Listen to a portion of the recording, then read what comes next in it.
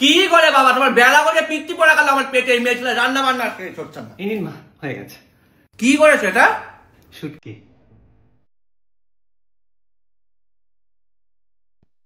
আপনি তো প্রত্যেক বছর বানান, এবছর বানালেন না, তাই আমি ভাবলাম আমিই বানাই। আপনি খেয়ে দেখুন না আপনার রেসিপির মতো হয়েছে কিনা। আমার না, বাবলুর রেসিপি। গন্ধটা কিন্তু খুব সুন্দর বেরিয়েছে। স্পেশাল মশলা, স্পেশাল মানুষ খাবে বলে কথা। প্রথম পয়লা বৈশাখ, তাই লোকে তো পয়লা বৈশাখে পাঠার ঝোল খাওয়ায়, তুমি শুটকি খাওয়াচ্ছ। কারণ আমার শুটকি ফেভারিট। আমার পছন্দগুলো তো একটু আলাদা না।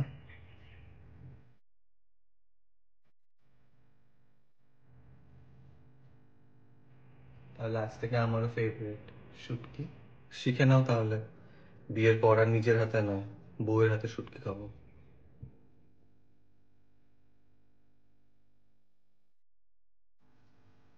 আপনি একবার এটা খেয়ে দেখুন তো ভাল লাগে কিনা। এত কিছু পরে তুমি আমার আমাকে শুটকি খেতে বলছে? শুটকি নামবে আমার গলা দিয়ে? খাবার নিয়ে যাও তুমি। একটুখানি টেস্ট তো করে দেখুন। গিলিয়েই ছাড়বে মেয়ে ছেলে আমার। এটা তো জাস্ট নামানোর আগে একটুখানি সানরাইজ গরম মশলা। তুমি কোত্থেকে জানলে? আপনার রান্নার খাতাতেই তো লেখা ছিল। তুমি আবার আমার ঘরে ঢুকেছিলে? হ্যাঁ, ছাড়ুন না, আমি ভাবছি এই শুটকি রেসিপিটা নিয়ে আমি সানরাইজের কন্টেস্টে পার্টিসিপেট করব। কিসের কন্টেস্ট? আরে ওদের সিলেক্ট করা 5টা মশলার মধ্যে যে কোনো 3টে আপনাকে চুজ করতে হবে, তারপর ওটা দিয়ে একটা বাঙালি অথেন্টিক ডিশ বানিয়ে ছবি তুলে পোস্ট করতে হবে সানরাইজ পিওরকে ট্যাগ করে, ব্যাস। এই জন্য তোমার সকাল থেকে এত ভালোবাসা আমার জন্য, তোমার শুটকি রান্না করে এনেছো পয়লা বৈশাখে, তাই না?